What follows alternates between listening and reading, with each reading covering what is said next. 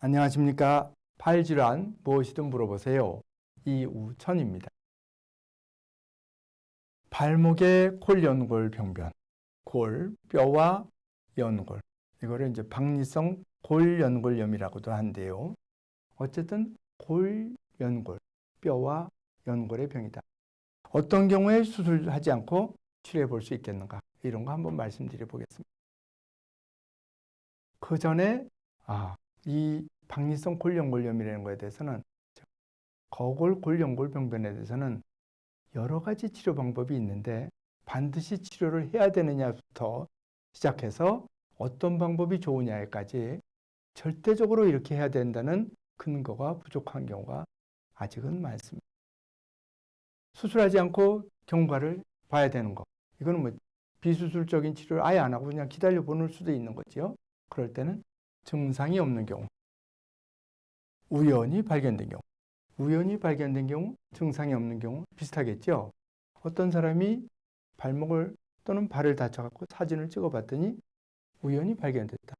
한쪽에 병이 있어서 우연히 반대쪽하고 같이 찍어봤더니 반대쪽에 우연히 발견됐다. 이런 게 있을 수 있겠죠. 어긋나지 않은 급성 골연골병변, 급성, 다쳤다. 그래서 뼈와 연골에 조각이 생겼는데 그것이 어긋나지 않았다. 이럴 때는 아무것도 하지 않고 기다려 볼 수도 있겠다. 물론 이럴 때 고정은 필요하겠죠. 좀 더 말씀드리겠습니다. 나이가 많고 기능적으로도 활동이 별로 없는 분을 증세가 좀 있더라도 그걸 꼭 치료해야 되느냐 이런 말이 됐고, 성장기 어린이일수록 수술하지 않고 경과 관찰을 해서 또 좋아지는 경우가 많더라고요. 그래서 이런 나이도 여러 가지로 상관이 있겠습니다. 앞에 한 말인데 한번 다시 말씀을 드려보면 한쪽에 증상이 있는 골연골병변이 있어서 반대쪽도 찍어봤더니 골연골병변이 똑같은 게 있습니다. 그럴 때 어떻게 하느냐? 그냥 두는 것이 답이라고 생각합니다. 아무런 증세가 없는 것을 억지로 수술할 필요가 없습니다. 다친 후에 금만 보이고 다쳐서 조각이 생겼어요. 그럴 때는 어떻게 하느냐? 금만 보이고 어긋나지 않았을 때는 보통 발을 디디지 않고 그냥 고정해서 그대로 낫기를 기대합니다. 통증과 부종이 심할 때는 처음에는 물론 약을 좀 쓸 수도 있습니다.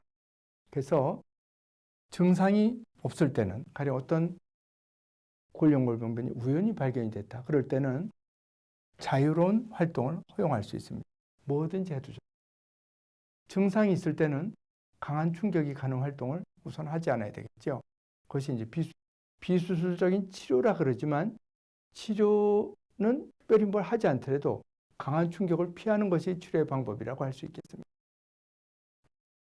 어느 정도 기간이 지났는데도 증세가 호전되지 않으면 MRI 같은 거를 다시 해서 이것이 어떻게 커지는지 작아지는지 분리되어 있지 않던 것이 완전히 분리가 되는지 이런 것들을 확인해야 되겠습니다. 크기가 더 커지고 붓고 통증이 더 뚜렷해진다면, 또는 조각이 생겨서 발목을 움직일 적에 뭔가 걸리는 느낌이 생긴다. 이럴 때는 수술해야 될 가능성이 높아지겠습니다. 이런 것들을 참고로 해서 병을 이해하시는 데 도움이 됐으면 좋겠습니다. 다시 말씀드리면 우연히 발견된 경우, 증세가 없는 경우, 다쳤는데 조각이 어긋나지 않은 경우, 이럴 때는 수술하지 않고 경과를 보는 것이 좋겠다. 이것이 제가 알고 있는 현재 결론입니다. 대단히 감사합니다.